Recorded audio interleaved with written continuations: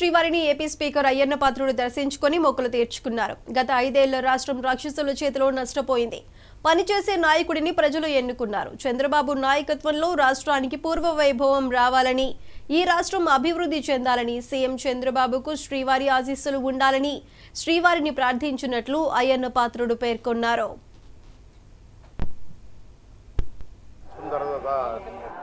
స్వామివారి దర్శనానికి మొదటిసారిగా రావడం జరిగింది.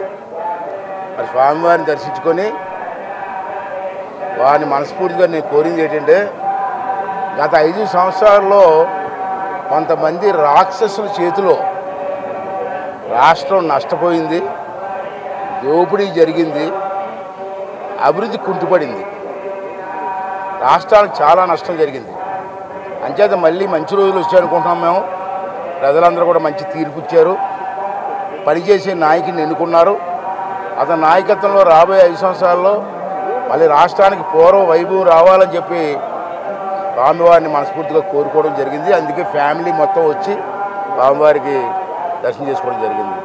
నేను నిన్నే చూశాను, మీరు ఇండిపెండెన్స్ డే ఎందుకు చేసుకున్నాం? మనం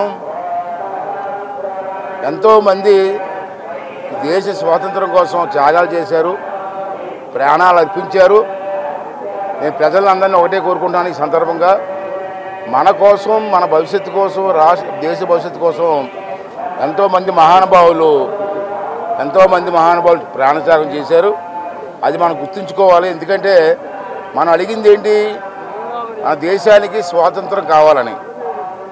మరి పెద్దలందరూ కలిసి ప్రాణాలు కూడా అర్పించి మనకు స్వాతంత్రం ఇచ్చారు. మనం అడిగిన స్వాతంత్రం మనకు ఇచ్చారు. వాళ్ళ బాధ్యత అయిపోయింది. ఇంకా మన బాధ్యత ఏంటంటే, వాళ్ళు ఇచ్చిన స్వాతంత్రాన్ని మనం స్వీకరించి మనం కూడా బాధ్యతగా ఉండి ఈ దేశాన్ని, ఈ రాష్ట్రాన్ని అభివృద్ధి చేసి ఆ అమరజీవుల తాలూకు రుణం తీర్చుకోవాల్సిన అవసరం ఉందని చెప్పి ప్రజలందరికీ కూడా మీ మీడియా ద్వారా విజ్ఞప్తి చేస్తూ, ఆ స్వామివారి ఆశీస్సులు ఎప్పుడు కూడా చంద్రబాబు నాయుడు గారికి, ప్రభుత్వానికి, ప్రజల మీద ఉండాలా. ఈ రాష్ట్ర అభివృద్ధి చెందాలని మనస్ఫూర్తి కోరుకుంటూ సెలవు తీసుకున్నాను.